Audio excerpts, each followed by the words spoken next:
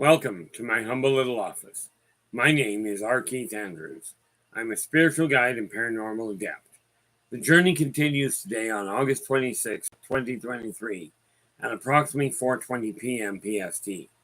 Now, I've returned to this world for one primary purpose, and that is to remind people that working together, we can make this a better world for virtually everybody.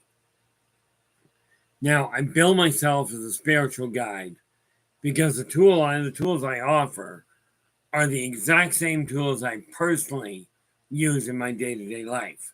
And the philosophies of life I talk about are the ones I personally live my life by. Now, before I get started in things, we did talk about it, and we are going to be looking at how to cope with emotional overload. But before I do that, I'm going to walk over here and close the door that I keep forgetting to close.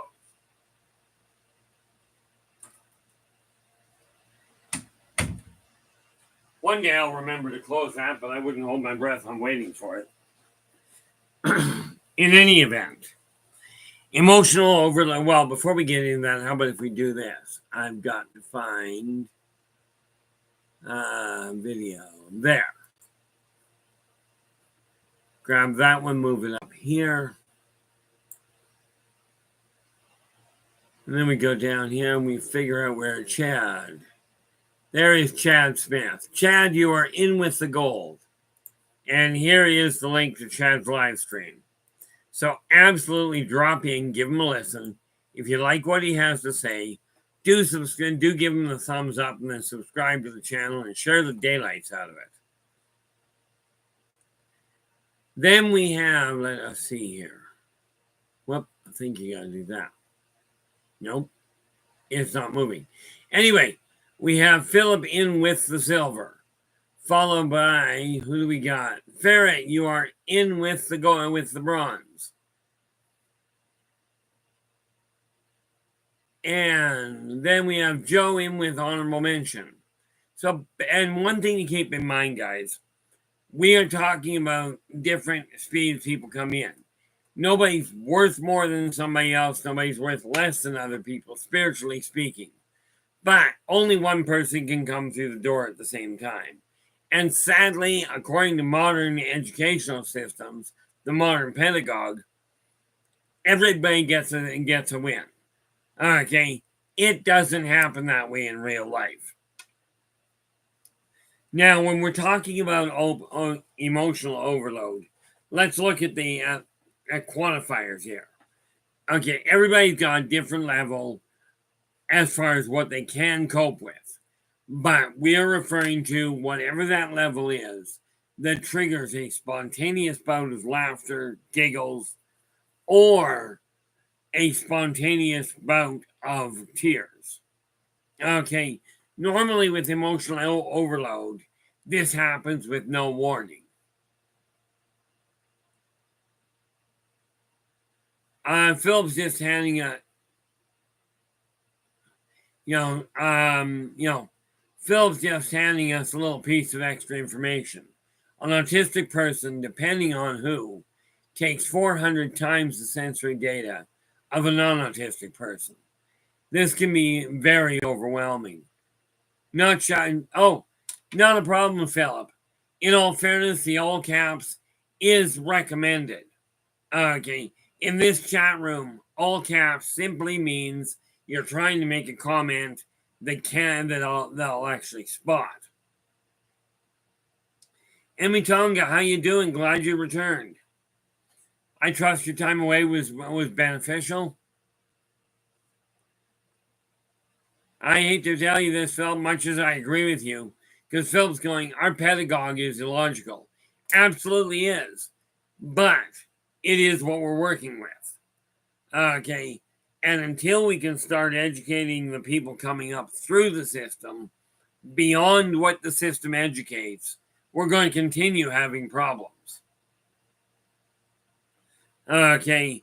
But sensory overload is when you walk into a room and you're picking up so much information, you cannot cope with it. You just can't wrap your brain around it.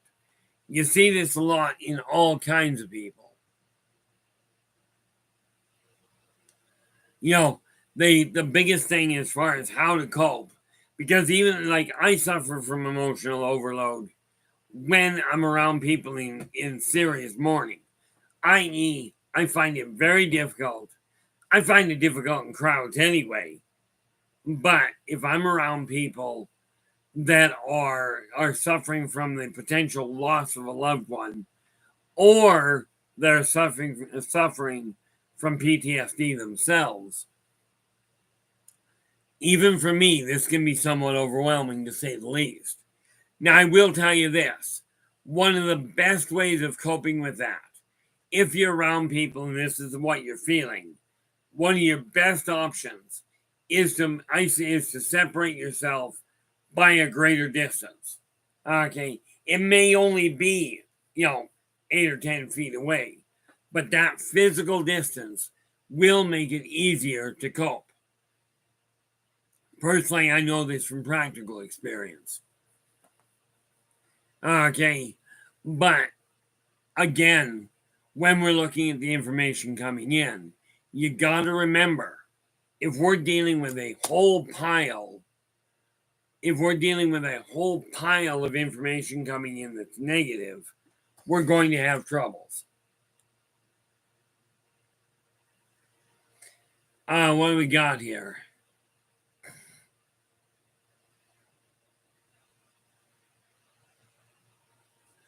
Oh, there we go. And for those of you that, Philip asked a question, right? Philip had asked what Chad's podcast was about. And the answer to that, courtesy of Chad, was I had a podcast going for about a year where we focused on the paranormal and ancient civilizations. Lately, I've just been making short content. Oh, the nice thing there, Emmy, is Emmy's got everything sorted around, so her house is running a little better. Okay, now again, when something goes sour, okay, if you get an emotion like some sort of a shock to the system, as in, a lot of people went into emotional overload when we all of a sudden had the fire alert up here. People are slowly getting back into track again. Okay, right now, I'm looking at what do you do with it? Well, first and foremost, if you're starting to feel overwhelmed, the first step is give yourself a little more physical distance. This does not mean you have to leave the room or you have to leave the event. Just get physically a little more separated from people. You'll find it makes it easier to relax. Now, I've already talked to you a number of times about the issue of take your hand, either one, right or left, put it palm down on something normally solid, like something solid that normally sits on the ground. Okay, when you do that, you visualize the excess energy coming out of your hand, much like water coming out of a faucet. And I would love to know why my throat's seized.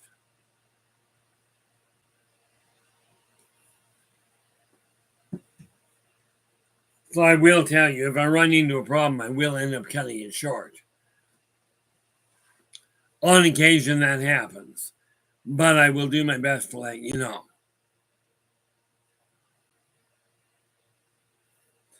Joe, how you doing? Glad you could join us. The neat thing with emotional overload is when you're starting to feel it, first and foremost, take a look at yourself and ask yourself, do you have any, if you will, practical reason why it should be your emotions, especially if you're empathic. The odds are, if you're empathic, you're picking it up anyway. Okay. And that in and of itself can be a little bit of an overdue. Okay. Something that would be wise to realize. Virtually everybody goes through overload at some point. And Nathan is in the house. And we're over here. Nathan.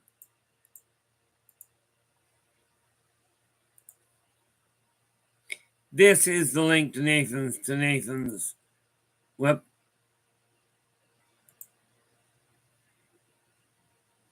This is the link to Nathan's live stream. So absolutely, when you get a chance, drop in, give him a listen. If you like what he has to say, give him a thumbs up, subscribe to the channel, and share the daylights out of the thing. You know, this is simply a way of us getting things moving, so more and more of us can start looking at the positive side of the way the world is going.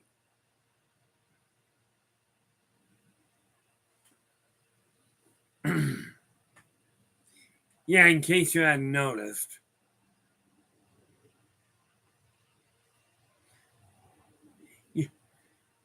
You're more than welcome there, Nathan. Yeah, I'm doing my best to get things working, but it does seem.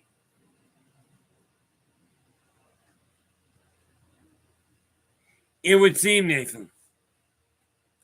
You know, it doesn't happen that often. Well, frankly, it happens way more often than I'd like.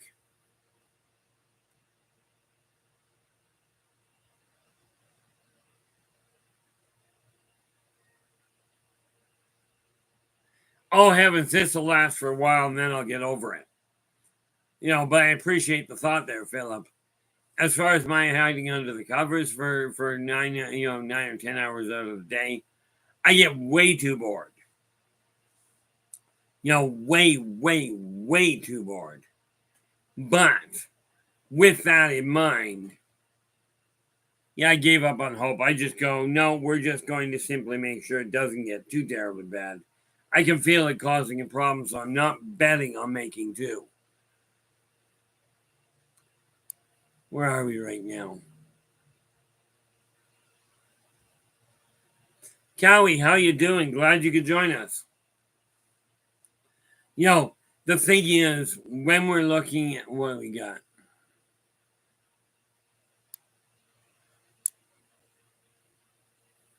Yeah, probably. You know, Phil's going, I tried this. I think there are better ways to cope. In all likelihood, yeah. Part of the problem, I think, is because the temperature around here is, what is it anyway? Yeah. Temperature right now is 29, meaning we're over 100. No, wait a minute. 29 divided by 5, 6, 54. We're close to 90 right now. Yeah. And that seems to be part of the problem. So we're going to check this other thing out while I'm sitting here. As you well know, I haven't exactly hidden the fact that health is a wonderfully complicated setup. But I know I don't feel that bad that I got to worry about any sort of a heart attack or stroke. I'm doing fine from that end. But it's not a bad idea to see where I'm sitting.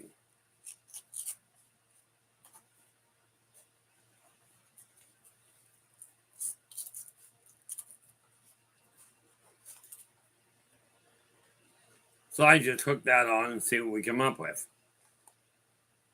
You know, I mean, realistically, if I drop dead here, well, you get over it.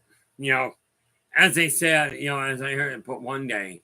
Oh, that's right. I heard it on Avengers. You know, if you get killed, walk it off.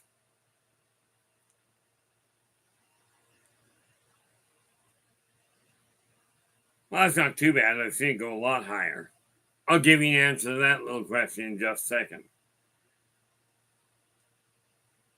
Yeah, it's a little high. Mind you, it's my temperature.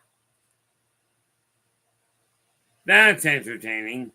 157 over 136 with a pulse of 104 sitting still. I don't know. Temperature might be a little high.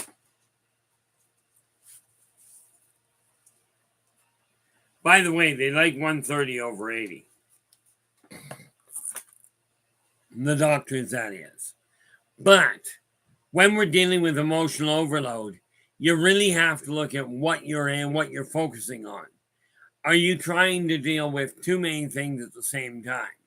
Or is it just a question of being around too many people? Now, in my case, it's a little hard to call it too many. I've been in my office most of the day. But I figured I might just well check that out and see what I had going on. Then we take this and put it over here. Kind of an intriguing setup, trying to make sure everything runs smoothly. Because every now and again, it just kind of backfires. But one of the things you have to remember where it comes to the emotional side, especially if you yourself don't tend to register emotions on a regular basis, you may be dealing with a real overload simply because of the fact that you didn't have any way to functionally cope.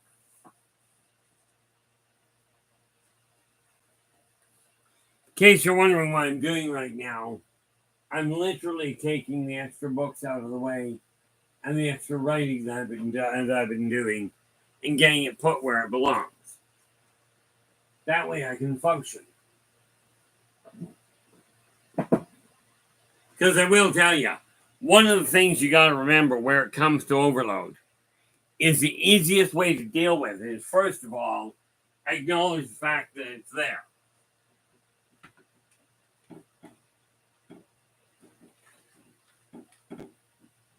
You know, that's where a lot of people run into the hiccup. It's like, no, I can handle it. And unfortunately, in most people's cases, that is not the way it works. So what we have to look at is this. Okay, number one, are you surrounding yourself with people that are, for the most part, in decent shape? You know, as in, for the most part, are keeping an even emotional balance themselves. If you're hanging around, yeah, honestly, football, it really is. You know, if you're hanging around people that are emotionally high strung and you're empathic, which, by the way, everybody I know of, everybody I know of that is still breathing is empathic to one degree or another. It's not quite ice water, but this is cool water. Okay, and yeah, that's why I've got it handy.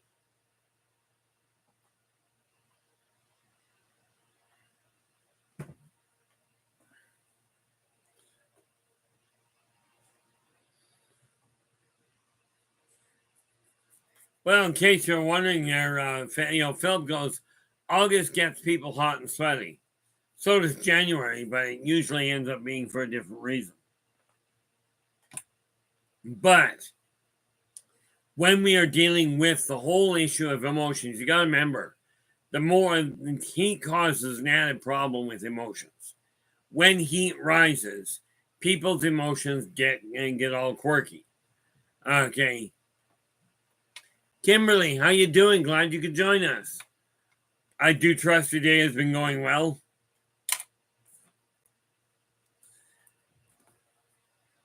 Now, I have to make certain I keep this list here sorted.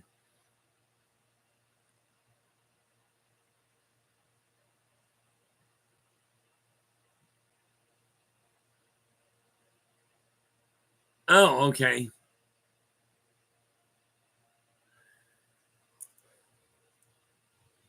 I'm looking up here. I'm presuming that we are talking here. Okay, what happened? I am presuming we are talking Star Trek, but I haven't been following it, so that makes it fun. Anyway, guys, when you start feeling overloaded, whether it's because of a good feeling or a bad one, number one, I know I just said this, but I'm going to say it again anyway. Number one, get a little bit of physical distance between you and the people you're around, because I will tell you that can create a bit of a barrier right there. Okay. Now, yeah, one thing is for certain. In case you're wondering why I'm getting up and moving, it's because, frankly, the temperature is such that I kind of have to. You know, one of the things that I do look at is this: know what your limits are. Okay, and that does include your emotional state.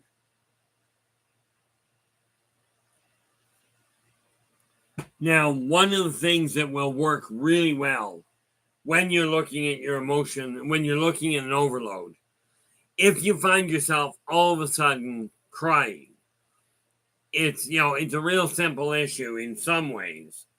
If you're crying, one of the best things that you can do, okay, is take your hands,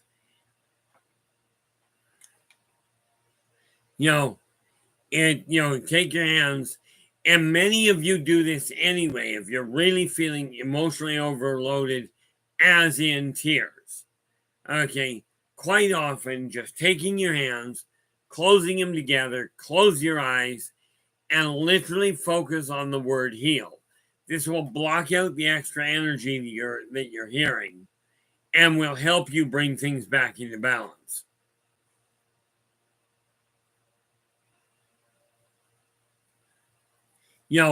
One of the nice parts about it is if you go into these sudden bouts of giggles or these sudden bouts of tears, one thing to keep in mind is you are certainly not alone.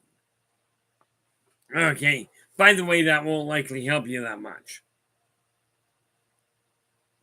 So what we have to look at is in the immediate, because you can't do, and there's not going to be a lot you can do about the state of other people, but what you can do is focus on your own state. And when it comes to the tears, you throw that. And I talked to you yesterday about a bubble of white light. Bring that to the forefront of your mind.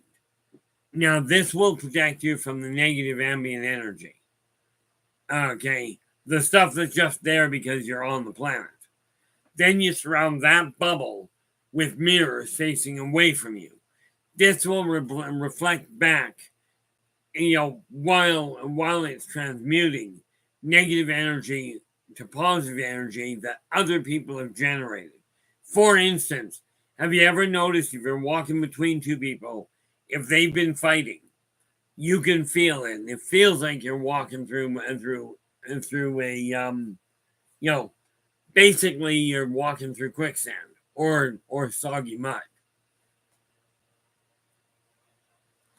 Okay, this is why the mirrors reflect it back to dry the area out and enable you to continue moving forward.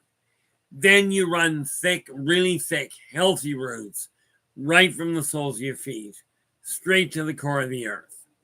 By doing this, you can actually bleed off the negative energy you personally generate. Things like self-doubt, self-recrimination, you know, self, so much for that word. I was going to say derogation, only I have no idea what that means. Nathan goes, when I get angry, I withdraw and keep to myself. I do my best, but unfortunately, I've got a temper that gets to be a little vocal, and that's putting an extreme understatement on it.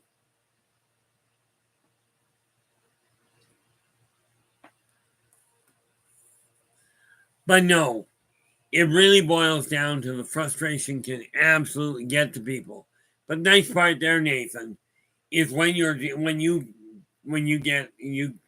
keep to yourself, you're physically separating yourself from other people. And this is the thing that will help you calm down. Okay. One thing I will warn you about, if things are getting heated between you and that special someone, absolutely tell them you need a break. But while you're going, I'm going for a walk, whatever. Let them know. As soon as we get back, we'll discuss this in earnest. And then make it happen. Okay, but people don't listen when they're already stressed.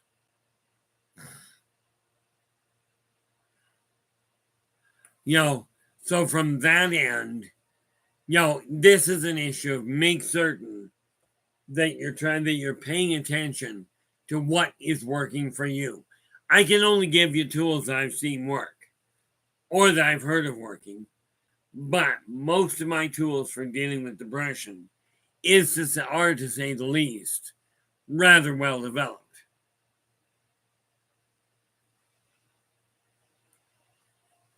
And yet, yes, sometimes I still deal with it.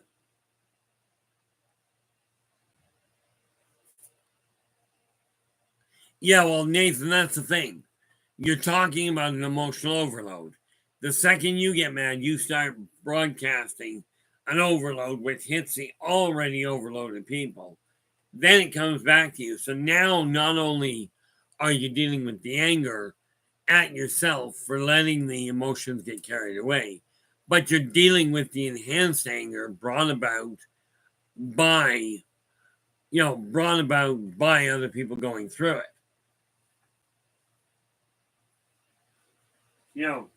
Now I'm just looking at this, and what is that? Interesting. Whoa. That's called vertigo. Not a good thing. Okay, so we're going to sit down before we fall down. And I just put it up there again. If this does what it feels it's doing, we're going to end up calling this a real quick night because I won't take chances with it. So give me a second. Let's see what it's doing. One of the drawbacks of, I do my best to be on here pretty much nightly. But there comes a point where you have to look at it and go, ain't going to happen. But we'll know that momentarily here.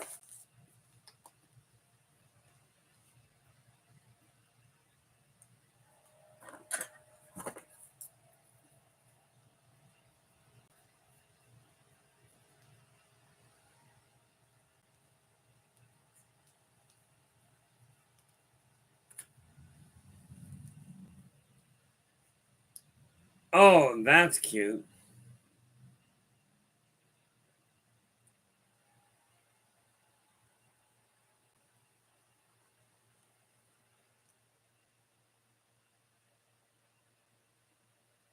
Well, you guys are not going to like this one. Lord knows I'm not overly impressed. So just give it a minute.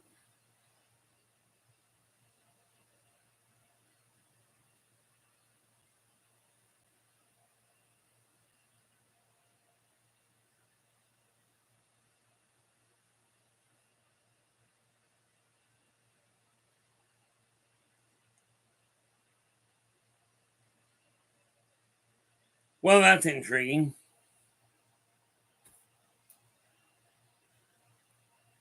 It went a lot higher this time, but nice part about it is now down 140 over 88 with a 91 pulse.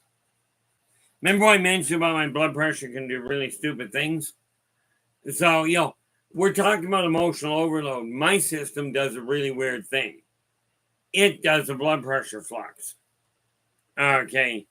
And I'm just going to let it sit for a minute. Then we're going to see what it does again. Whenever I run into this concern, almost invariably I'll do a three test run to see where it's going. Does this look like it's dangerous? No, it's on the downswing. And that's just the reality behind it.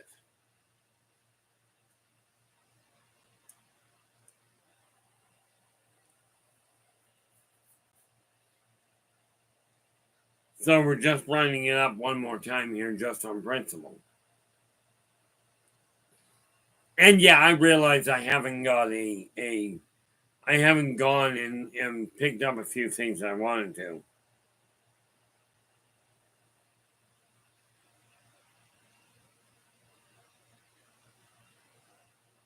Well,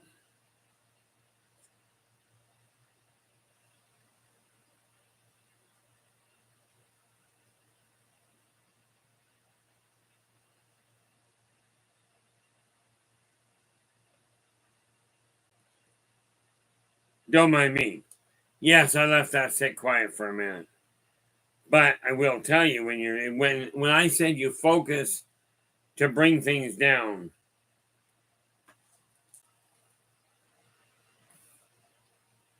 yeah, we're fluctuating a little, but we are on a steady drop. So I'm just going to have to keep an eye on it. When you're dealing with overload, this is one of those things. If you're getting, whether you're bursting out in tears, bursting out in laughter, doesn't matter. Find a place, sit down, close your eyes, and let the energy run out of your system. Okay, very necessary in a lot of ways, especially if you intend on surviving the night. You know, your blood pressure goes too high, you can have a really neat annoyance. I'm thinking it may have. Well, let me ask you this, Nathan. What kind of temperature are you looking at down there?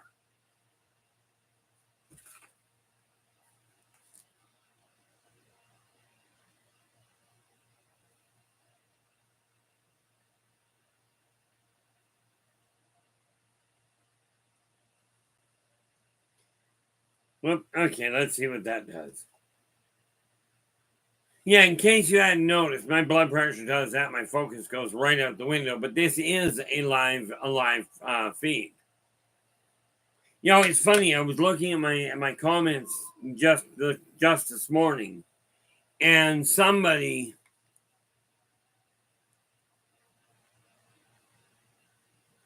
somebody, so I forget the word that was used, but somebody left a message in the comments in my live stream that basically said I was self promoting, and I'm looking at this going, okay, is that a complaint? Is it an observation? What's the story here?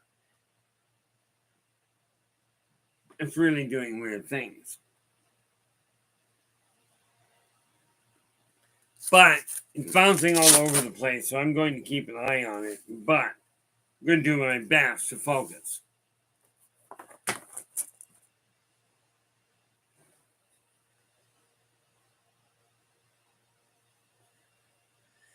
So I don't know what that's doing, but somebody, like I said, made a comment, and I forget what the word was, and I have no idea how to go back through the old comments and find it. But it boiled down to a comment that simply, it was one word, and it simply meant self-promotion. Whatever I can find it this way.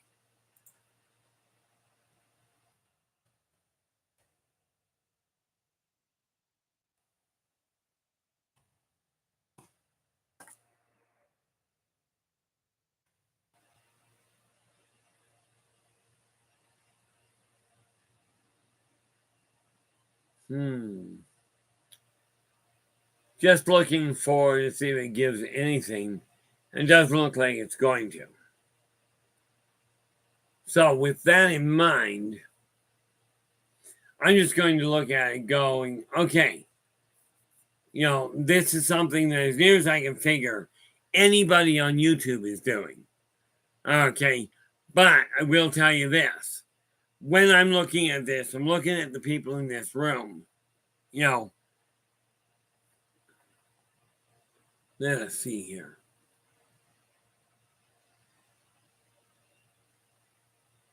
Well, Ferret, I don't know. That's the thing that my other half also pointed out. She literally said, look, could be any number of things, but she goes, I wouldn't put a whole lot of weight behind it. The fact of the matter is, if I can help you guys land on your feet and avoid some of the messes I've gone through, this would be a great thing. At least in my eyes, it would be.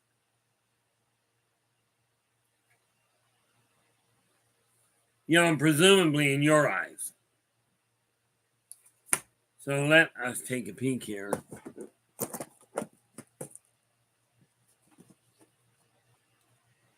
We go there.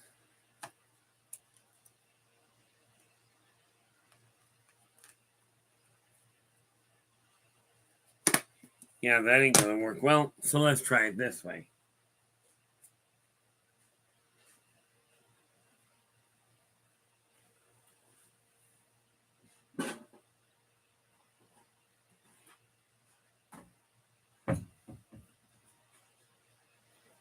This is my one binder.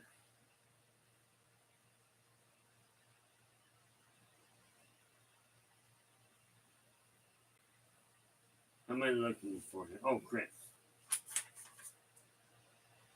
I don't have him in here. Well, gonna have to correct that. Okay, anyway.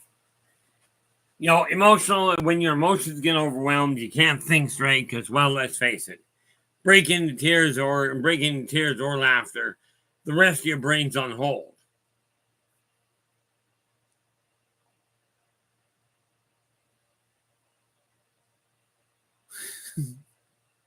Well, with that consolation, my youngest son is up front watching football with he's watching football with his mom. She's at her place, he's here, and they're on the phone with each other watching football. I'm going, well, somebody will certainly win. Once in a while, and I don't know, maybe I'm wrong, but from what I gather, once in a while there's a draw in football. The way I look at it, as long as one team gets 1 point more than the next, which I don't think is possible in football, then as long as they're enjoying themselves, it's a good game.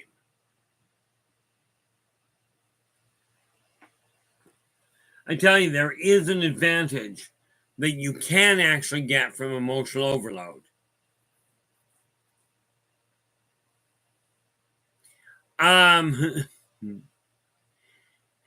In all fairness there, football, I'm just going to intercede for that. Western society calls football chasing a pigskin around. The British refer to football as being soccer. Right. But, I'm Canadian and I call it football and soccer. But I figure, call it what you will.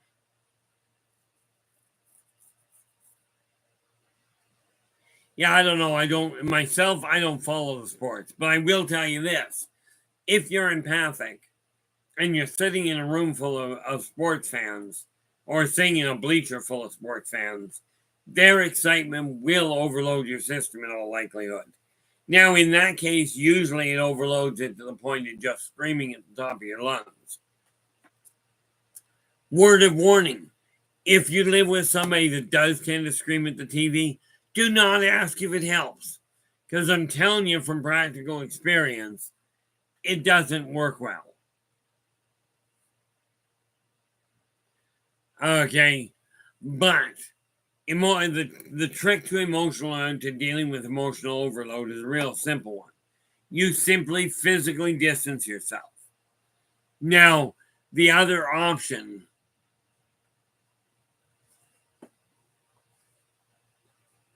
that we're looking at here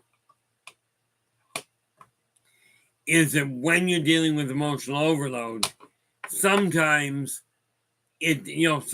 separating yourself isn't functional. Okay, so this is one of those things we really have to look at and go, okay, what are we going to do with it?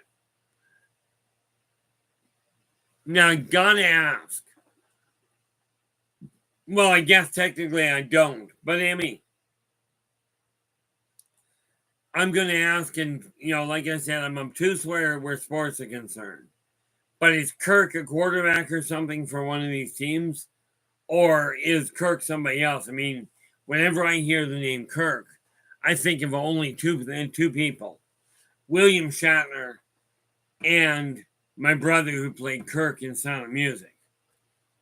It was neat. My brother was as full grown as an adult. He was only 5'2", but he still sang soprano until he had a stroke.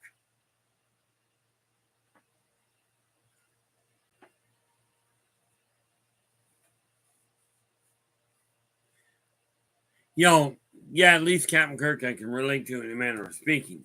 But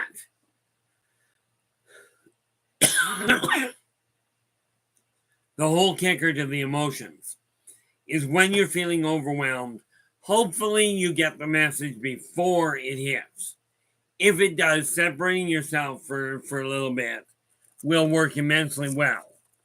if you get hit without warning, okay, your best move is to extricate yourself from the situation as quickly as you can.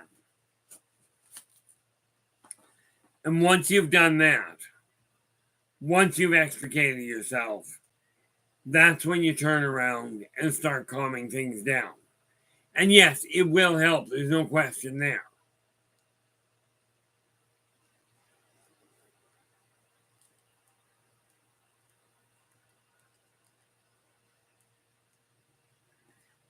I am curious why my blood pressure is up as high as it is. It's funny, it's going on while I'm doing the test, it's going over the 200 mark, which is not a good sign.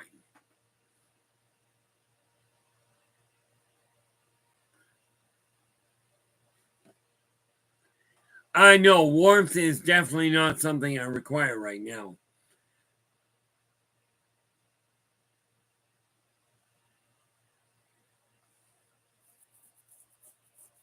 You know, this idea, the way I figure my temperature is already a little on the high side. Hey, look at that. Temperature's high, but we're down to 135 over 90. So my diastolic is still a little on the upside. That's what's called. Now, I was talking about emotional overload. What I'm looking at here is an energetic overload. And yeah, that can be complicated. Should have been doing this. 135 over 90 with a 76. Okay, I'm looking like I've been tracking this about every 5 minutes, and it's on a steady decline. Not far enough yet, as far as I'm concerned, but we're getting there.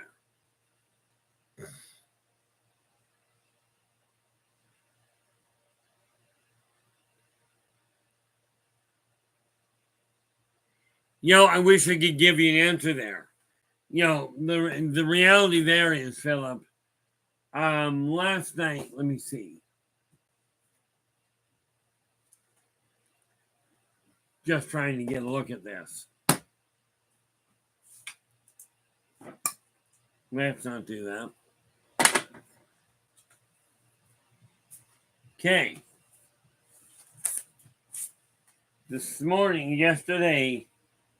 Yesterday I got up at 2 and was up all day.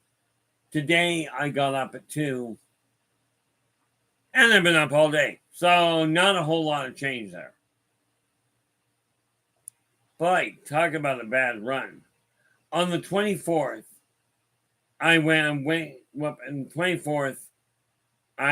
was up at 1 until 2, then up at 5:30. Then I ended up going to bed at 10 at night. Last night I actually went to bed at 9.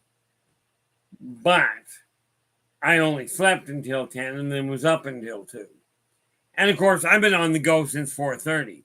Now, this is a problem that I've got that I definitely do not recommend you follow.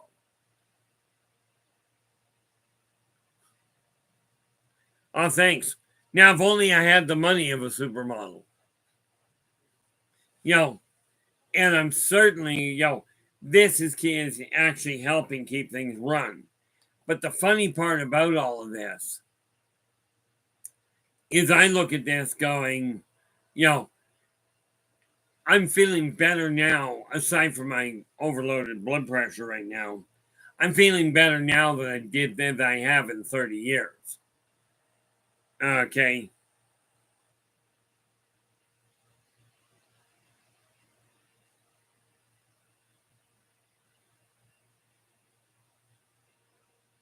Well, that's a bonus. This time it didn't jump to over 200. This is what's called mind over body in real time. And we are down to 136 over 91. I think that's a little bit of a jump. No, yeah, it is. But only by 1 point. 136 over 91. Yeah, it was just moving, so yeah, it's bouncing around a little, but I will deal with that afterwards. But there's all kinds of ways of getting overloaded.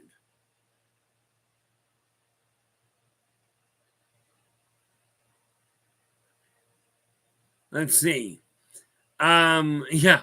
Philip goes, some of our favorite television presenters in history, their management only gave their mail that was positive. This worked very well for them to focus on positive content and comments. I gotta ask Emmy, did they kill Kirk off, or did they just transfer in or bring in a new client, new customer, or a new captain? Christine, how you doing? Glad you could join us. Yeah, we started talking about emotional overload, and one of the things I mentioned this to you before. Okay, where it comes to any sort of a situation, surround yourself in a bubble of white light. That will bleed on. That will bleed off or burn out the negative ambient energy. Okay, it's just being generated because you're on the planet. Then surround that entire bubble with mirrors facing away from you. This will reflect back while it's transmuting negative to positive, the negative energy to those people that are actually generating it. And then you run really thick, healthy roots right from the soles of your feet straight to the core of the earth. That will bleed off your own self created negative energy. Things like self doubt, self regret, self disappointment, that sort of thing. Not to mention self improvement.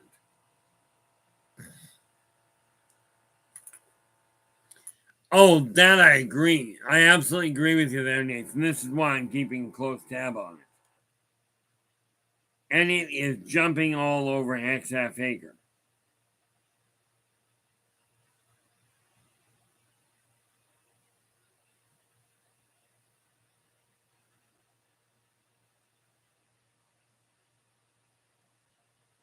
I'm just taking a quick look at this to see what it does.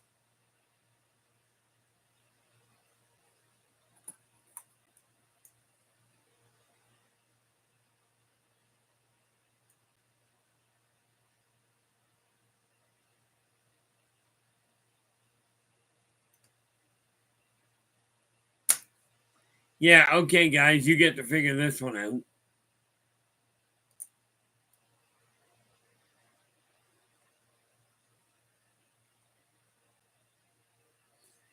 My blood pressure just dumped to 120 over 78 with a pulse of 89. So the pulse is still a little high. But I am bouncing from the 150s down to 120 now. Okay, this is what's called an energetic overload. And I think part of the problem, I'm thinking part of the problem is because there's so much change in the physical world around us right now, as far as the shifting for the fire goes, that's creating part of the problem. But it is slowly coming into balance, so we'll be good.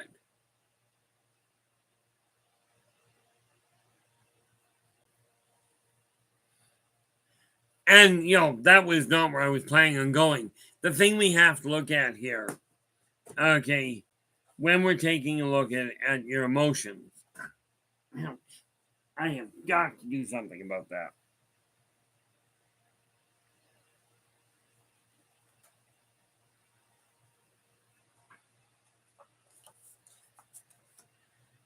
I keep clipping my foot on my desk leg. And one of these days I'm going to cut the thing open, not the desk leg.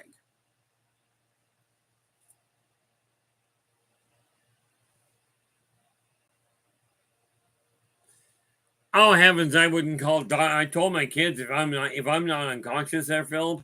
I told my kids just don't bother with the doctor because I'm not going. Last time I called the doctor, number one, I didn't get a response. When I had my stroke, they couldn't figure out why I went from a mess, like unable to walk, unable to talk, and 2 days later they were giving. Well, that was 28th, so 29th, 30th. They gave me a day pass on the morning of the 31st.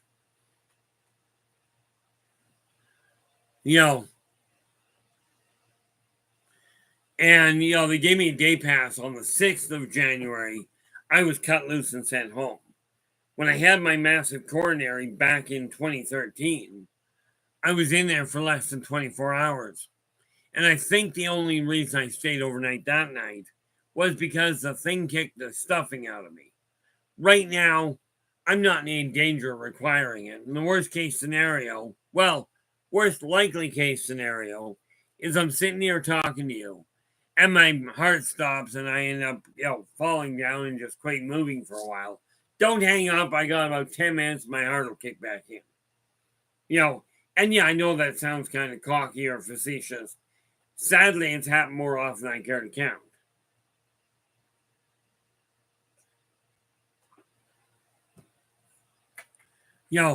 That's just the reality of it. Oh, yeah, Christine, it ain't gonna matter. My son's up front. The odds are, if I run into a problem, he'll actually phone a friend of mine and go, look, I need help. Dad's in trouble. Oh heavens, they couldn't.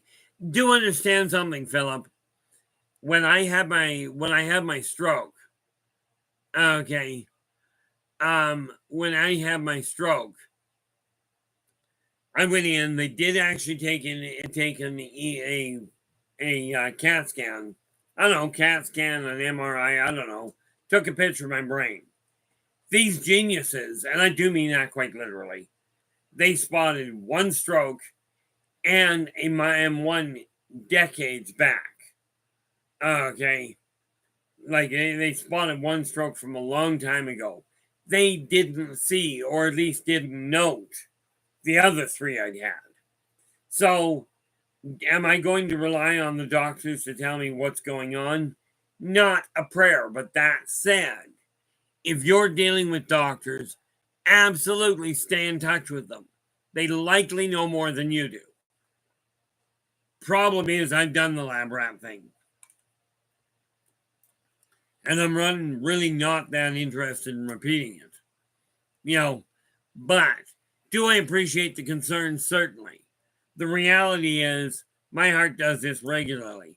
You just don't usually get to see it happen, is all. One of the things we have to realize here. Oh heavens, I got 11 bottles of that. And I've got the baby aspirin here as well. But that might not be an entirely bad idea.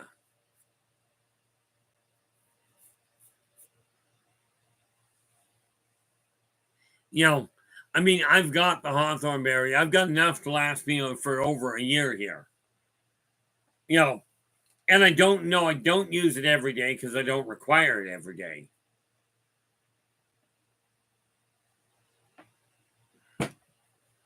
But yeah, I'm looking at that, Steve. That's what I was just thinking. Well, it could hurt if I try and take the whole bottle. Of course, I don't know how I get the bottle down my throat. But that might not be a bad idea. I'll do that, and I will be right back because it doesn't take long. Give me half a minute. And no, I'm fine.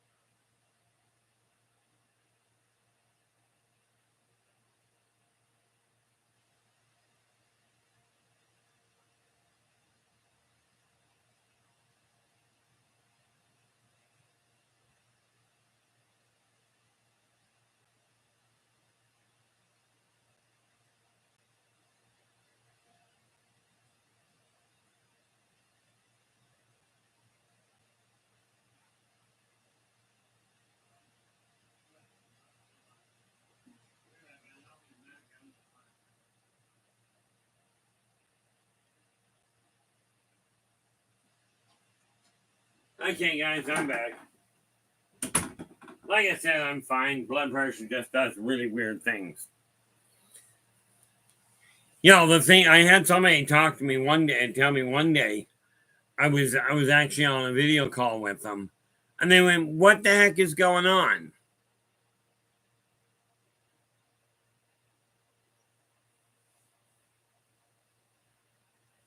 The answer to that, there, Philip, is I am constantly running the concept of that whole word of heal through my system, through my mind all the time.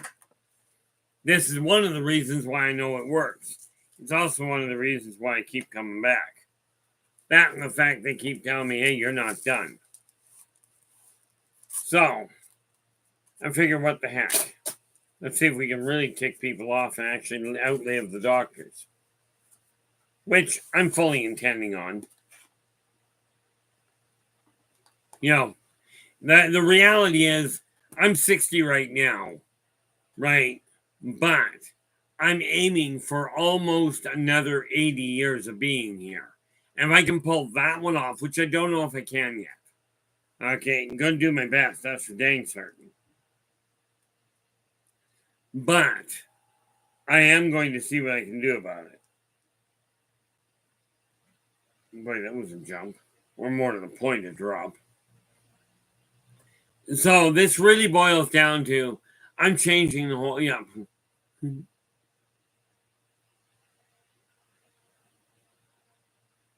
What am I looking at here? Yeah, it really boils down to this. One of the things that you've got to remember with emotions and blood pressure are tied very much together. Yeah, I'll get this under control after the stream. Because we are currently, right now, it is now at 140. 141 over 93. Well, the pulse is staying at 89, which is definitely a little high considering the fact I'm sitting down. But again, whenever you're starting to feel overwhelmed, the trick is to really focus on it and focus on slowing the whole system down. That will it will literally affect the emotional overload and your activeness to it.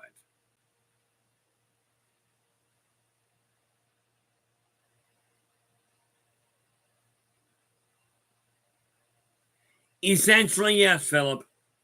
Ouch. Essentially, that is what you're looking at. Okay. The fact of the matter is, people talk about living on borrowed time. In my case, it's kind of comical. In my case, they diagnosed me dead at 5 years old. And, here I am 60 years, in other words, 55 years later. Here I am sitting here going, I'm still breathing. So, am I worried about dying anytime soon? Absolutely not. Just waiting to make sure things stabilize here. But when you're looking at an emotional overload, like I said, you surround yourself with that bubble of white light.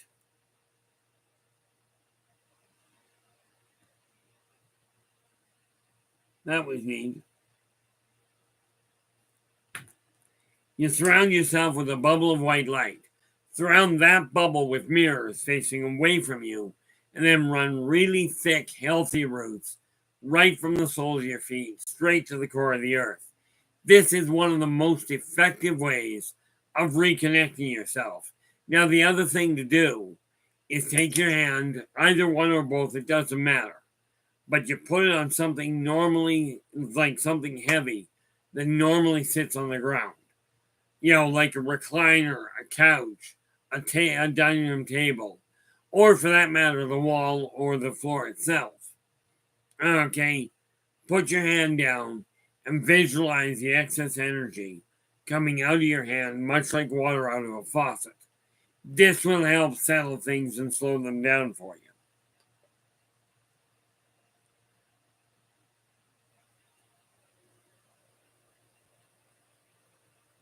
Yeah. And he goes, I saw that, Philip. One Dr. Pepper a day. That's what I do too. I don't like Dr. Pepper that much. And that was I was trying to think yesterday of there's a root beer type drink down in Texas that I tried. Something called sarsaparilla. That I did enjoy.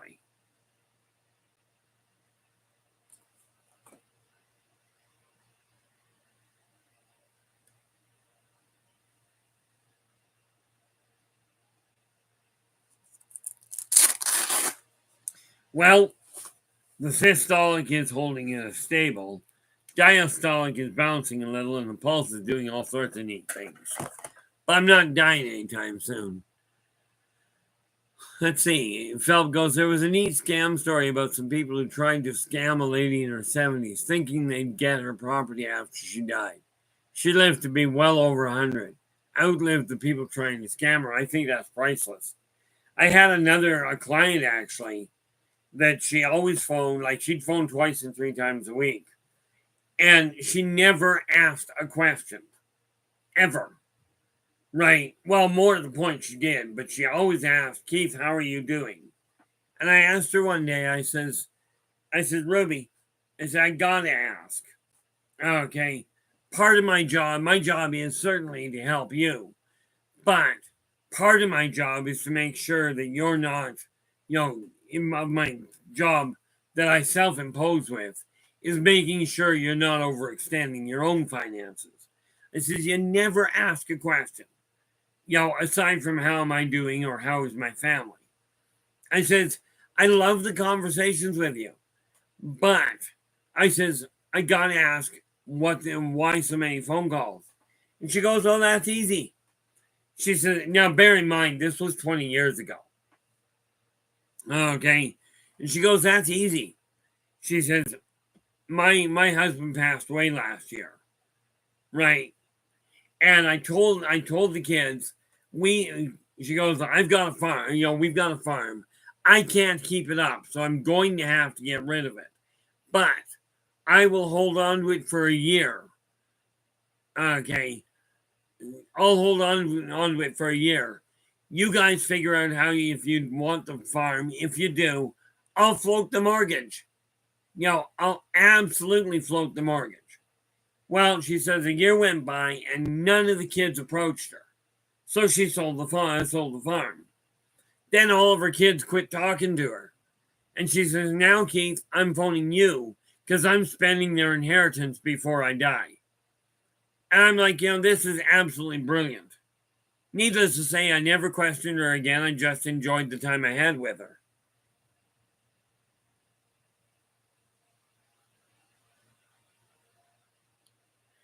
Well, if you can get her to football, I have decided I am going to do the consulting. Okay. And from that standpoint, I'm only charging $20 for 15 minutes, which means $80 an hour. But you got to realize I have literally been paid for the same job $2,600 an hour. Okay. So I brought it down to 80 because that's that's the price range that many people can cope with. And I mean, I'm not kidding, that 2,600. I had a guy phone me up one day, and I was still working online, but I also had my own client base. And he phones me up, he goes, Keith, he says, if I send you a return ticket, would you be willing to fly out here for a weekend and do a reading for me? I looked at him, I said, yeah, absolutely. Now do understand, I thought that was like a cute thought. Right, because we just had to work it around my schedule, but my schedule was static. So about 3 weeks later, I grabbed the mail, and sure enough, there are return tickets to fly back east. The guy flies me out there, puts me up for 3 days. I do 4 hours of reading. He buys me $500 worth of paraphernalia. Turns around and sends me home. I'm thinking $500 plus a flight, which means I'm already looking at a $1,500 flight. Come to think of it, when you include when you include that, where's my thing gonna go? You're looking at that point, because, and it wasn't me that did it. He flew me out there, but I think if I recall correctly, he bought me $500 in paraphernalia. He paid for the flight, the round trip flight, which I think was about $750. Put me up for 3 days. Now the going rate for a hotel out there would have been another $120 a night. Okay, meaning we had another $360. I did the reading, everything went fine, puts me back in the plane, sends me home. And then the man sends me $10,000. Okay, so when I look at that, whoop, that was wrong. When I look at that total, we've got $11,610, and we divide that by 4, and I was actually making $2,900 an hour. Okay, now I'm looking at charging only $80. So I'm thinking it's not overpriced in my eyes. Now, do understand, I've been doing that work since I was 10, professionally since I was 23. Okay, and the only thing I'll guarantee you is I'm not about to lie to you to make you feel better. Paraphernalia like fancy tarot cards, a number of crystals I was working with, a number of books that were very, very informative. Okay, not the least of which were the astrology books I still temporarily have one of.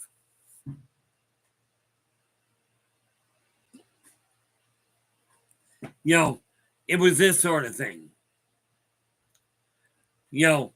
Oh, and let's not forget that neat little, I ended up and got me a neat little stand for my crystal ball.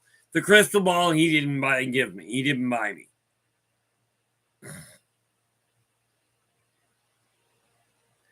Well, no, in all fairness, he wasn't. Right. I mean, he was well established.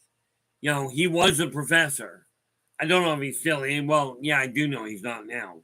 But he was a professor at the time.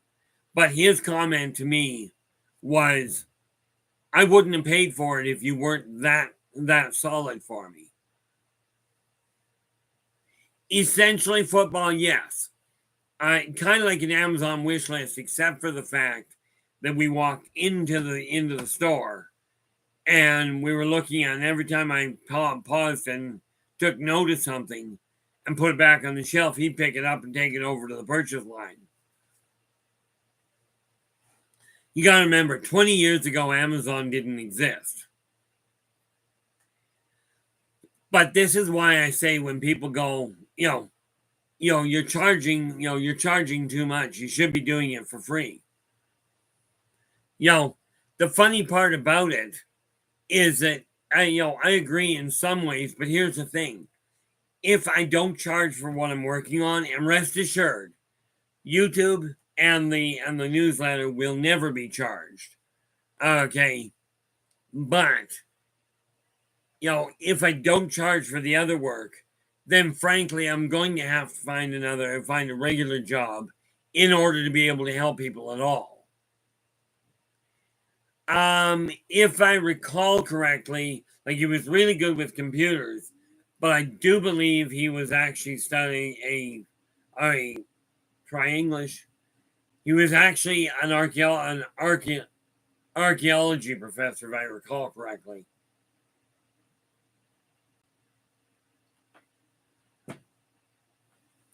It was kind of comical because from that standpoint, from what I gather now, he's retired. But like I said, this was 20 years ago, and he was a little older than I was anyway. So that's not a bad run. Now what I'm looking at is going, okay, the people that really need assistance are the ones that don't have a lot of money. Okay, but here's the way I figured out how to deal with it. I go, okay, number one, we set up a time. It gets prepaid. That's just because I've been shafted way too often, usually by wealthy people, which is a really sad state of affairs. Okay, but I go, okay, that's the time. If you miss the call time by more than 15 minutes, we may have to rebook. If I miss it, I add 15 minutes to your account to the level you've got as far as your account goes, which ultimately boils down to adding an extra $20 to what you get. Now, the thing is, if I'm doing a reading for somebody and all of a sudden we end up running longer than let's say somebody says, I only want 15 minutes, and we end up running a half an hour, I will not turn around and go, oh, we went half an hour. You owe this extra. You asked for that. If I go over, that's my call. Okay. I remember one last, when she called me, she started off telling me how everybody that called people like me needed serious psychiatric help. And I looked at her and I said, yep, no doubt, I do agree with you. Well, she made the mistake and she goes, you're just agreeing with me to keep me on the line. So I hung up on her. And football, you're absolutely right. Football's going, I want to know what problems he had, but Keith would never tell. And no, I won't. Even when I was still married, when I got into a fight, when I got into a fight with her, and that did happen, never once did I bring up the information I was picking up around her.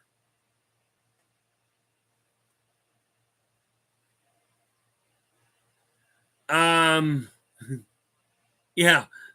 Philip goes, someone talked with Dr. James Donnie about paying him $10,000 an hour to teach him how to be happy. That doesn't work. I will tell you, money does not buy happiness, but as it was pointed out to me, it certainly enables you to look for it in a lot more places. Now, that said, somebody wants to ship me $10,000, I'm not stupid enough to turn it down. I never have been.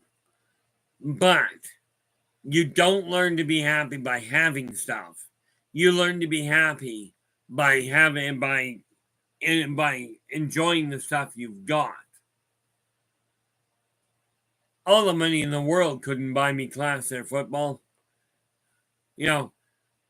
I've tried the idea of behaving as high society, and I just get tired of sticking my nose in the air and looking at the sky, at the ceiling, because I just can't see what's going on.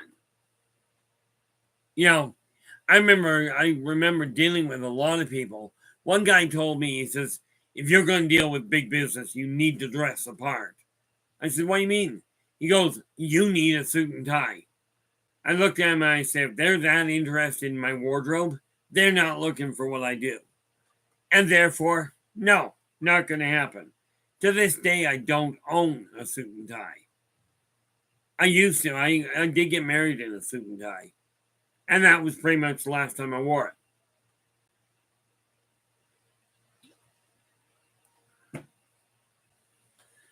But, money can't buy you happiness. It can't buy you class. And money certainly can't buy you proper friends. Okay? Money also, by the way, won't buy you health.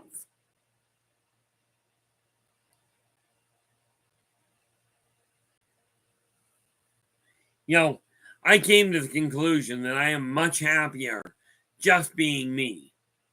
And that's why I warn people, you can ask whatever you will. We have actually talked about getting married at sea.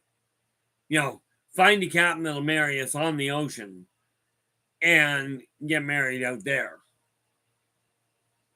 Oh yeah, it'll be a human wedding. Yeah, we've talked about it now. How long it'll be before we get to that point, I don't know. But at this point, it still stands that we've talked about the issue of only taking essentially 4 people with us. Okay. That being my 2 boys and 2 good friends of hers. You know, and going out to sea to deal with it. Oh, that's a little bit up in the air. Probably tropical. Okay, frankly, I'm not overly interested in the ice. So it'll probably be down south. But we've already agreed on the other aspect of that. Most of these cruises, what they do is they'll stop at a bunch of different ports. Well, we've agreed the odds are, that what'll happen is we'll get on the cruise ship, we'll go for the week long, but we're not leaving the boat. Number 1, she's blind and doesn't travel very well. Number 2, I get lost in a heartbeat. If I stay on the boat, our stress level collapses. We are seriously considering grabbing the Disneyland cruise, simply because, now whether it's out of California or out of Florida, I don't know.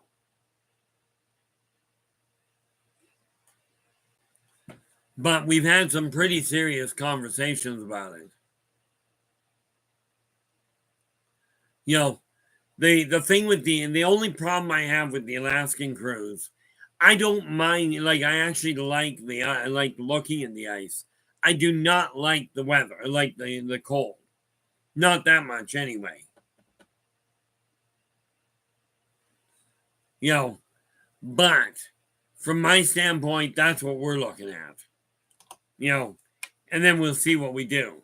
Because the reality is we know they're going to pull in the dock, but I'm not that interested in getting lost. Oh no, that's the thing we already know. First of all, we may have to get the paperwork in place beforehand and just simply have the ceremony on the ship. But what we'll do is we'll be looking at that and booking a year or 2 ahead of time to make certain that we've got somebody on board that can actually perform the ceremony. Nice part about it is it means with her being in the States and with her being American and mine being Canadian, we don't have to worry about that at all. And yeah, we've already discussed the fact she'll be coming back and we're moving into Canada. We are not moving to the States. It's not anything against the people in the States. It's an issue of I don't like the politics down there. I don't like the politics up here either, but way too many times I hear that happening. And given the speed I can get lost, becomes a bit of a problem. That would be if we go, that'd be if we take an Alaskan cruise. But the odds are we're going to take the Disneyland cruise probably out of LA. Given that Disneyland is in LA. But that part we've still got a lot of room to work with. We talk about emotional overload, I'll tell you. This causes a lot of stress. Something you got to realize, though. And like I told her, the wedding itself, the design of it, is for her. I've already had a wedding. She hasn't.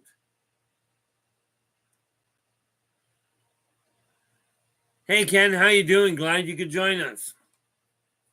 And, just a howdy is kind of understated. I do enjoy it when you drop in. Yeah. Nathan goes, Hawaii? Stay away. It's a kickoff kind of new Great Reset. Oh, bonus. Yeah. Nathan, and the fact that I think I already did this, but I'm going to do it again anyway. This ought to be entertaining. Nathan has just announced, where are we here? Nathan has just announced that that Hawaii is a kickoff, kind of a new great reset. That'll be covered on his show tonight. So, guys, I absolutely encourage you to drop in. Give him a listen. If you like what he has to say, give him a thumbs up and subscribe to the channel. Assuming I don't pass out before that, I'm going to be in the chat room as well. Oh, that would be why. Yeah, I haven't been back out that way in 10 years. Let's just see what this is up here. Yeah, a little hyper focused, but what the heck? Might be an idea to keep an eye on it. But, the neat part of all of this, when I start looking at the wedding, I've had a lot of discussions with her about what we're looking at.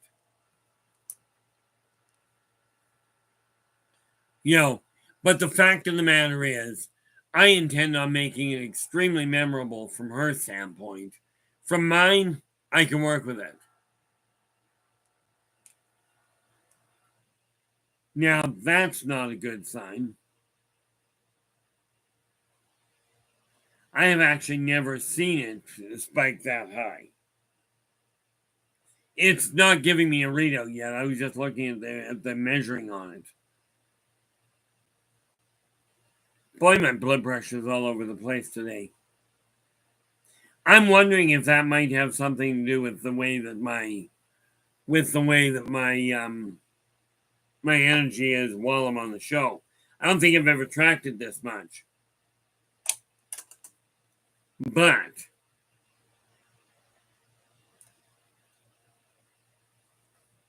now that's cute. During the measuring on it, it jumps up to 252. But when it balances out, my blood pressure is sitting at 137 over 88 with a 93 pulse. So pulse is still definitely high. Right. But 137 over 88 is nothing to worry about. Yeah, that's what I was thinking, Christine. It's kind of weird.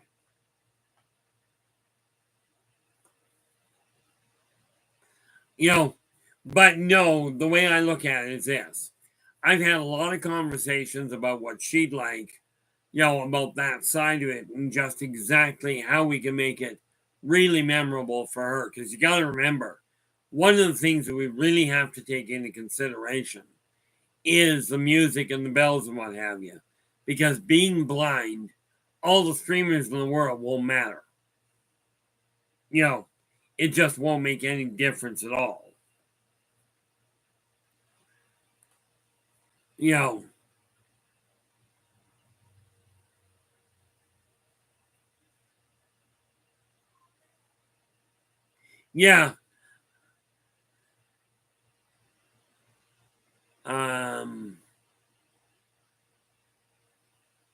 That is possible there, Christine. I don't honestly know. Yeah, no, the battery is still running at 3x. Oh. I'm just looking at this. What have we got here?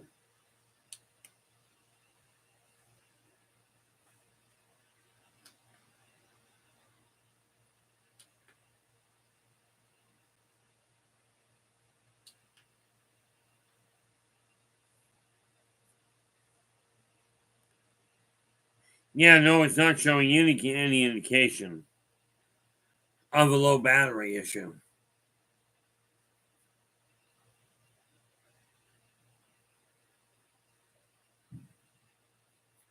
One of the things I do have to look at, because of the fact, we've talked about the idea of trying to invite people, but the reality of it is that most of the people would have to travel a great distance. So we have tossed around the idea of saying, hey, this is a cruise we're going to be on, but we're looking for just quiet time afterwards anyway.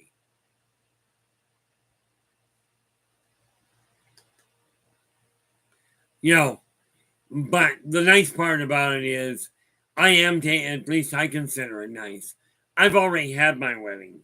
So having her, with her having the real input into it, that would be the big thing that matters from my end. You know, I mean, the reality of it is this. Yes, stress, even good stress, can be rough on the system. Emotional stress, as in, worrying about whether somebody's coming home, that sort of thing, can be even a bigger problem. You know, and like I've told her, nothing about what she's done, but I'm still, what we got? No, in all fairness, football, when we got married, we invited 120 people. 70 showed up. Right. Total cost with everything else cost us $6,000 to get married. But when we got divorced, including the paperwork necessary to shift primary custody over to me a year later, only cost us $5,000 to get divorced. It was that simple.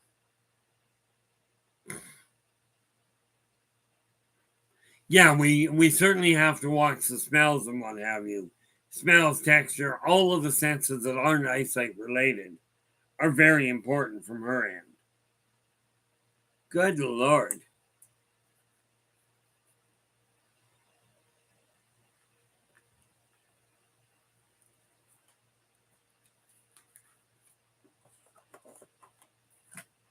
That is an interesting situation.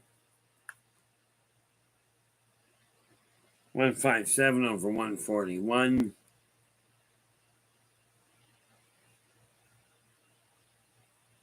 At 92. Well, blood pressure started, not blood pressure, but the pulse is starting to drop down again.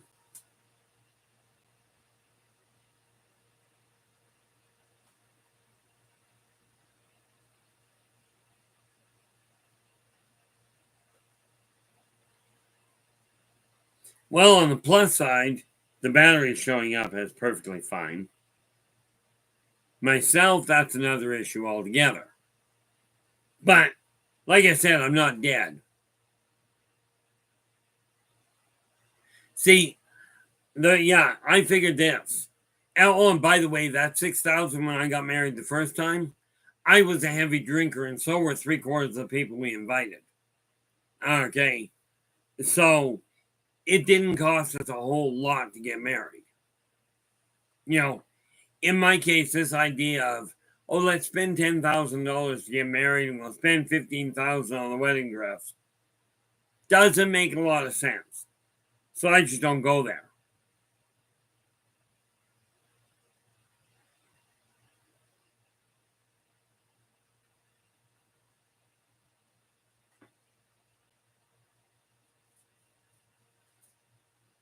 I'm just reading what was written there, what you wrote there, Nathan. Oh.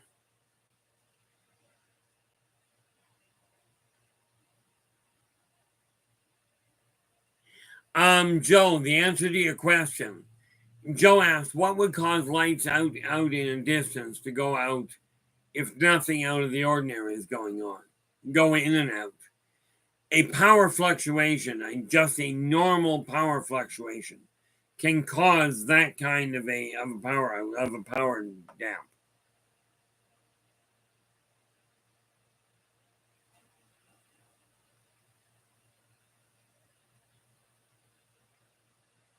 Yeah, I never understood the idea of having that many people. You think about it, I don't really like crowds. At that time, I was fine. But I was also drunk half the time, which may explain the being fine thing. I find people act stupid anyway. But you got to remember, at the time I got married, I was drinking. I was still drinking a 20, saying not quite a night, but I'd be drinking still at that point. I was drinking a half, and I would drink a Mickey a night without blinking. We got married in 91. I had cut back by then a lot. But really, the fact of the matter is I still had a lot of people who drank a lot.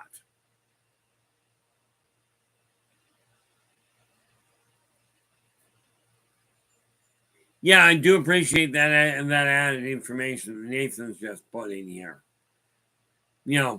Nathan goes, lights can appear to go in and out if cold air flows by quickly. Like air off a street or the air they float, things like where.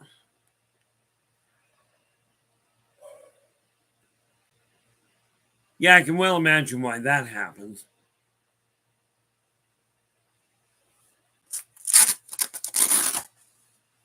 Let's release some blood pressure around that and see what happens there. But no, the reality is a big wedding is not something I'm really looking at. Partly because neither one of us do the crowd thing very well anymore. You gotta remember, when you're dealing with somebody that's blind, you're dealing with somebody who picks up on every sound, every smell, or almost every anyway. And therefore, they run into added stress. But again, how do you cope with it? You distance yourself from the situation as best you can.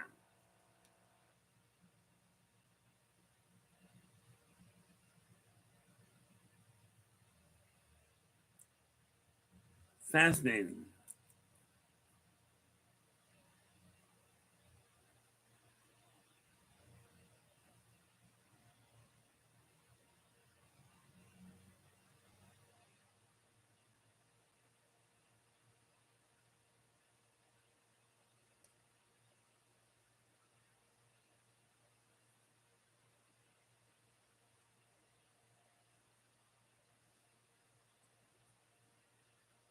See, now we're down to 138 over 85 with a 91 pulse.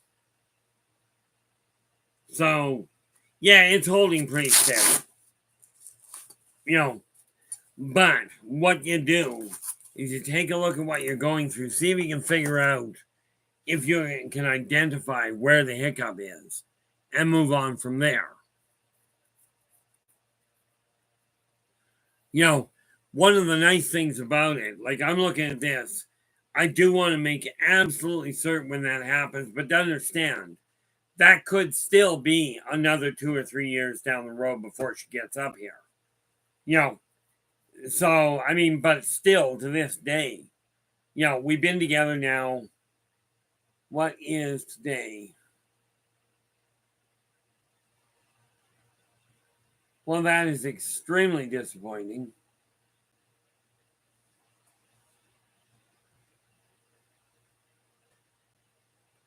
I don't like when I do that, but this last couple of weeks has been stupid.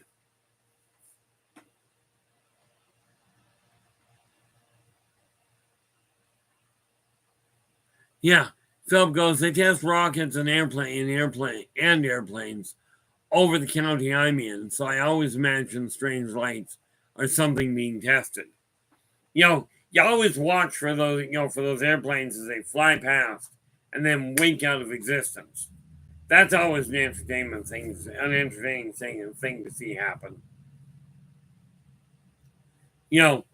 Just hope they don't do what they did with mine.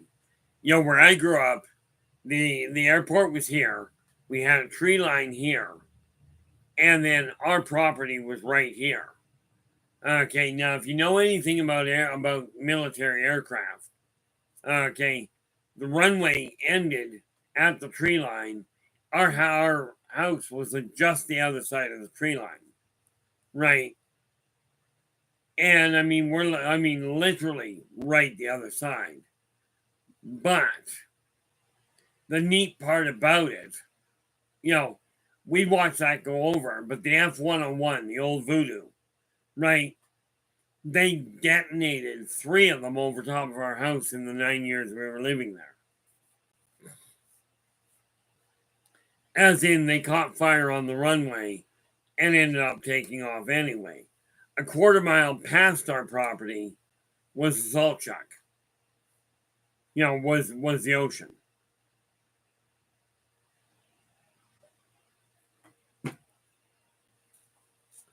But you got to remember, whatever's going on around you, stress can be a royal pain in the neck. Okay, and emotional overload, sensory overload, mental overload, it all boils down to the same thing. It's overtaxing the energy level, your energy capacitors, if you will, beyond what they're used to or beyond what they're designed for.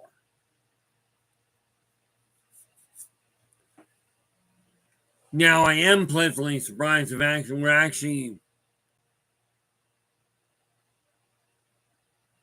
okay. I was going to say this is not 136 minutes.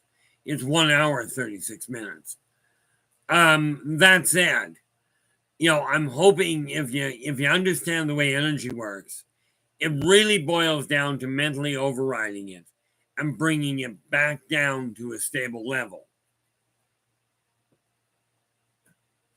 Okay, so you can function and you can move forward. Now, I will tell you guys, I mean, this has been this. Whoa. Actually, Philip, it really didn't. I remember the one day I was sitting in the middle of the living room floor with my little brother. Okay, we were sitting there, broad daylight, high noon, and we were playing Monopoly. And all of a sudden, the sky went black overhead, like just completely blacked out the sun. So, of course, we got up, went running outside, and looked up. Now, I don't know if some of you will recognize this. It's an older plane, but there used to be something called a Galaxy Starlifter. Now, I'm wondering if anybody in the military that's got military background recognizes that plane.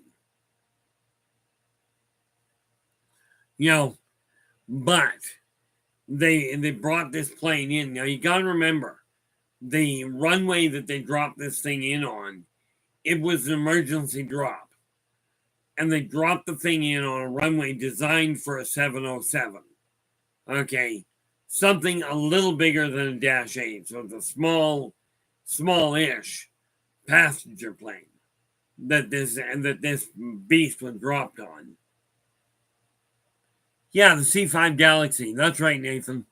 I think it was called the C5, but I only knew it as the whatchamacallit. I only knew it as the Galaxy Starlifter. I did actually get a chance to go inside the thing. But for those of you that don't know what it is, thank you so much for that, Philip. I do appreciate it. For those of you that don't know what the Galaxy is, okay, take a look at it. Most of you, oh yeah, it absolutely is. You take a 747, knock the wings off it, and shove it completely inside the fuselage of the Galaxy. Now, this is the plane they dropped on a runway designed for only handling a 707.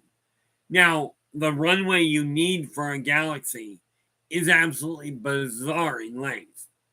But they dropped it in on this dinky little airport. Right. I swear the aircraft was bigger than the hangars were. Right. Because the hangars that were on that airport were only designed for the Buffalo and the Hercules. But I mean, if you thought the drop-in was phenomenal, getting that thing off the ground was even better. Because they had to torque the engine out of it and stand on the brake with both feet. Right. And then pop it to get it up to speed fast enough and still took out the top of the trees.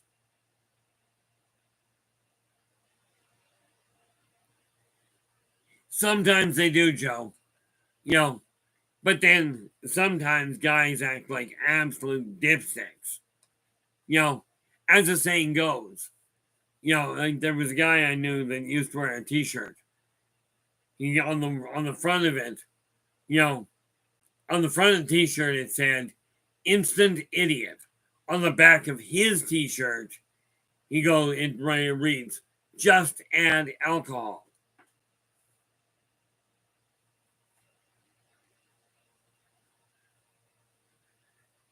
Yeah, I mean, I was lucky growing up on the military base.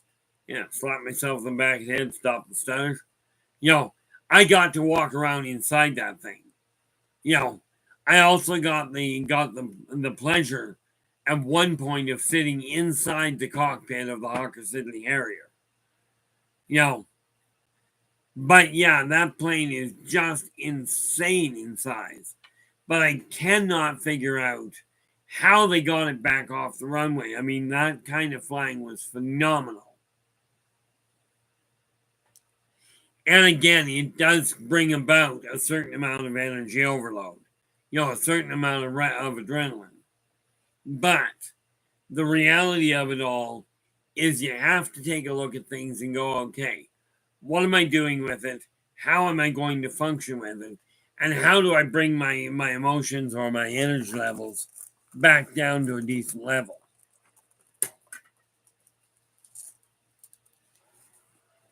Yeah, that's going to come up as no. See, I'm thinking this is not going to give an accurate blood pressure count. Yeah. No doubt there, Philip. Yeah, Philip just writes, Lockheed, our planes eat Boeing planes for lunch. You know, it's kind of comical, really. You know, the whole situation there. But it really boiled down to an issue of they had to drop that thing in. It was either they dropped it on that plane or they were in big problems. Nathan goes, maybe booster follow-away rockets. They did that in Vietnam. That is, I'd say that was possible, but if they'd have done that, those booster rockets would have landed on our yard.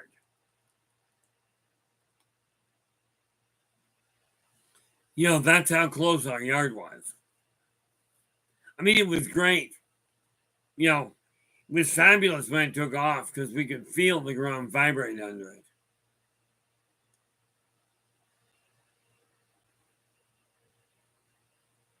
Jumping Jiminy.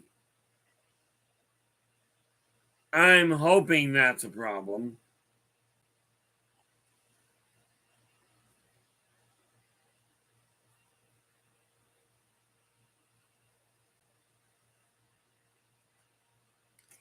That better be a misread. Or I'm already dead and I just haven't told you.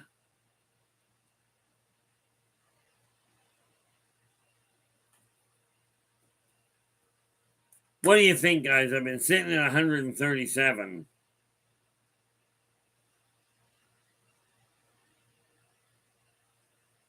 Oh, I'm betting that's a simple problem. So let's see what that does, because I'll tell you, this last reading I just did, 190 over 179 with a pulse of 133. I don't know about you, but I should be dead on something like that. So I think we're going to change that a little. Because I'm betting. Where are we? Guess you should have checked to see what the batteries were.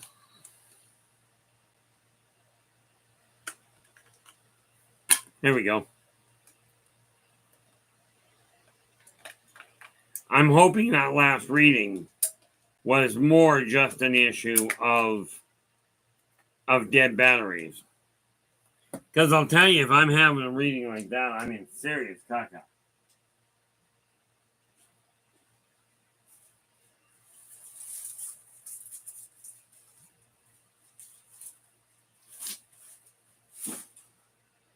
So, this is just because of the fact that I don't feel like dropping dead anytime soon. But let's see what we got going on. Talk about focusing on the wrong thing.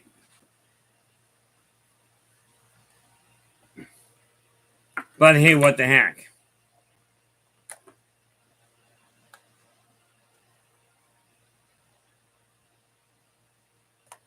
Philip, did they warn you not to push that? They actually told us when I was walking around in there, they told us literally we weren't allowed to touch anything except the seat.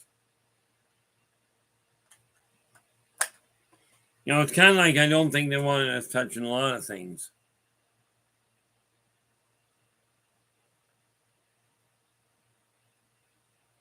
Let's see here. So what I'm doing right now is just changing the batteries altogether. And see if that provides a better reading. Because I'm thinking, you know, number one, I know my pulse ain't that high.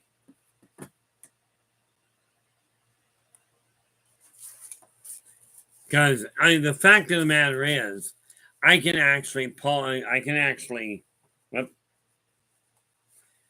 the fact of the matter is, I can actually feel my pulse in the ends of my hair. And yeah, I realize there's no blood there. Can you picture the mess that would make in a barbershop?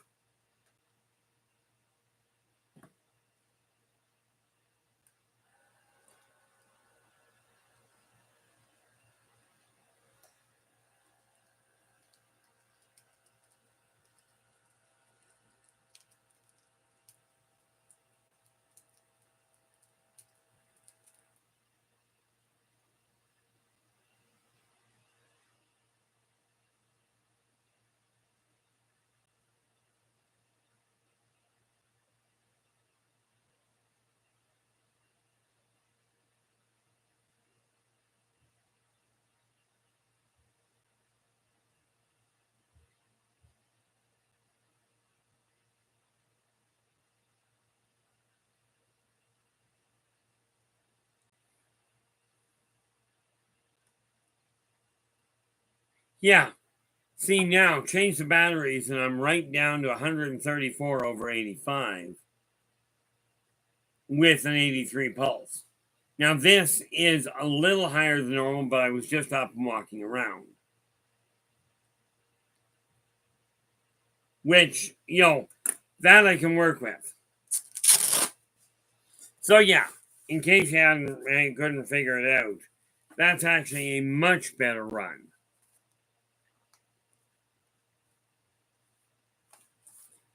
I'm much happier with that.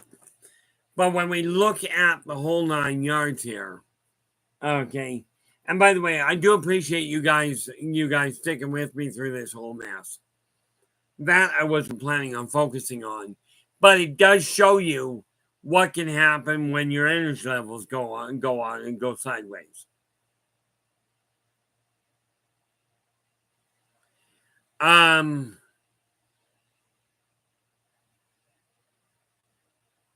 Well, I actually, you know, in all fairness, you know, Philip goes, will it help if we wean ourselves off caffeine? I've been seeing health advice telling me to cut down on and quit caffeine for heart and brain health. Number one, I actually went right after my stroke. I went to a nutritionist and I asked her about coffee at the strength that I actually drink it. And she flat out told me, she goes, carry on drinking the coffee the way you drink it, because understand, the average person takes a 12-cup pot and puts 3 to 4 tablespoons of coffee in it. I put 1 tablespoon. I don't use sugar or cream. Okay, so according to the nutritionist from the doctor's office, okay, she said go ahead and drink as much of that coffee as you want. You're basically flavoring the coffee just enough to give yourself proper hydration. So I did talk to them about it to make sure of what I was up against. And as it turns out, according to them, and this is where they have a problem, my system's a little weird.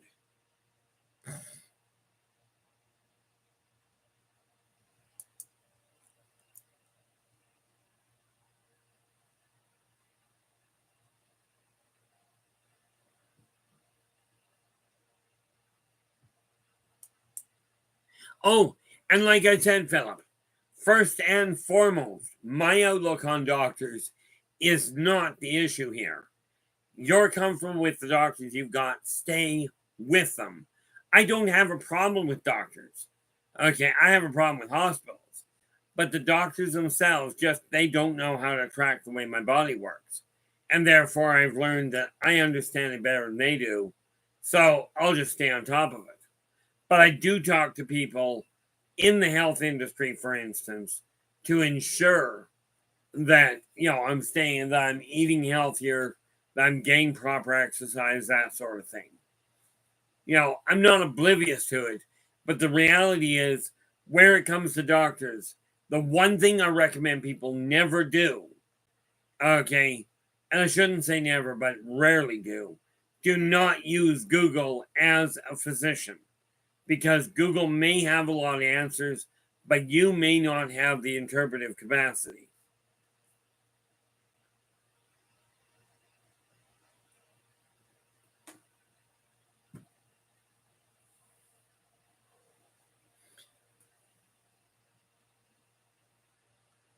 Yeah. Emmy goes, my rats know their names and other things, so why not bunnies? Animals are smarter than we know. Oh, very much, Emmy. Very much. The funny thing there is I talk to the animals as well to make sure I'm dealing with things from their standpoint. Oh, that's unfortunate, Nathan. Don't worry about it. You get used to it. As Captain America said in Avengers, in Avengers Endgame, if you die, walk it off. I did, and if I can do it, you can do it. Just don't buy into this garbage that once you're dead, you're dead. Okay. But, the reality is everybody can die. Some of us get more practice at it, but everybody can die. It's a question of how are you going to live? What kind of a mark are you going to leave behind you? Hopefully not a skid mark, but that's another issue. And yes, once I get done here, I will be going and once I get done here, I will be going and getting a bite to eat. Something a little bit more substantial, so I actually can put my body back on track. And then I will likely, I realize, Nathan, that you're on the air. Yeah, you're on at 9 to 9. No, it's in about a half an hour. But the first hour, you're on your own. You're on your own. So I may not make the first hour, but I will certainly do my best to make the second one. Because needless to say, blood pressure is a little screwy right now.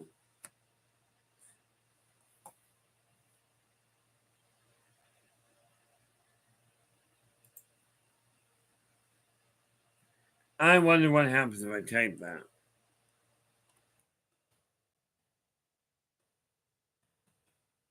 Blood pressure. 190 over 179. That was cute.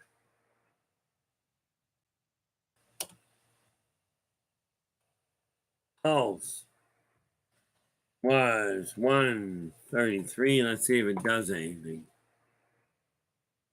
Oh, that was wrong. Cancel that idea. Should not have done that. I just about canceled you guys out, which would have been really bad.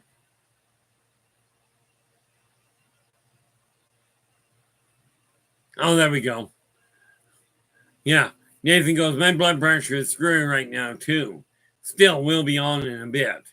Yeah, a little bit of screwing blood pressure is not a big issue. Having it collapse might be a problem.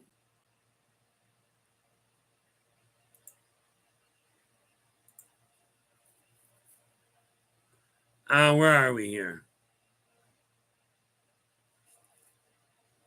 Yeah, that's that's the thing, Philip. Like we discussed a while back, my body does not work the way that other people do, and that's why relying on modern doctors just doesn't work that well.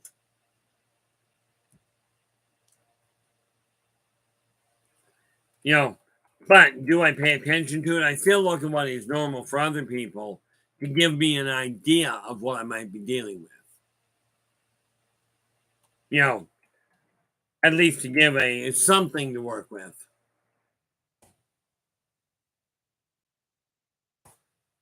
Blood pressure.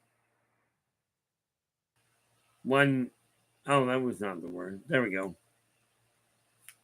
That was the worst one. Oh, let us see what the blood pressure chart does.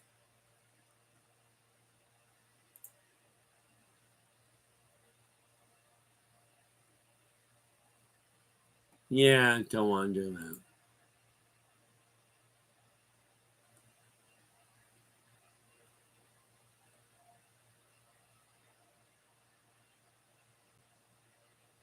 Yeah, this is neat. Blood pressure higher than 180, or systolic higher than 180, and or your diastolic higher than 120. Well, let's see. I was sitting at 157. The worst I had was 190 over 190 over 179. That's cute. So according to that, I'm supposed to consult my doctor immediately because I'm going to die. But that's okay. From my end, I don't mind. I've done it before. You get used to it.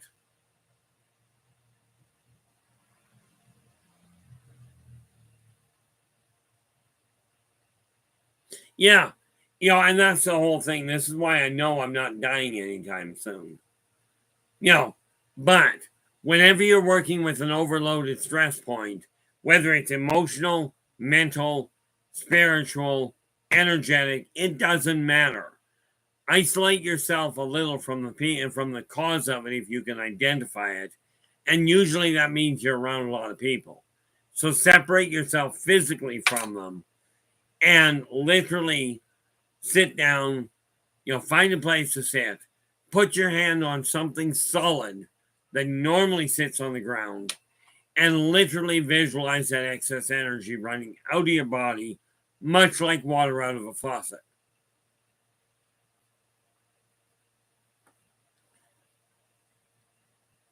Yeah, Nathan goes, I still want to do a regression, see what happened outside my current perceptions.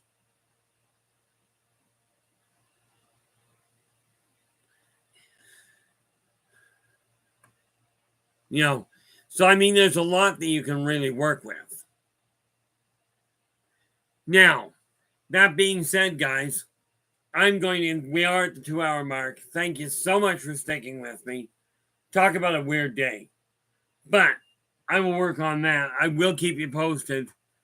And, a little later today, to let people have an idea of where I'm standing. But with that in mind, absolutely, guys, thanks so much for sharing your time with me. I really do appreciate it. And again, if you like the stream, do give us a thumbs up. Do subscribe to the channel and share the daylights out of it. And then for pity's sakes, until we meet again, do stay positive.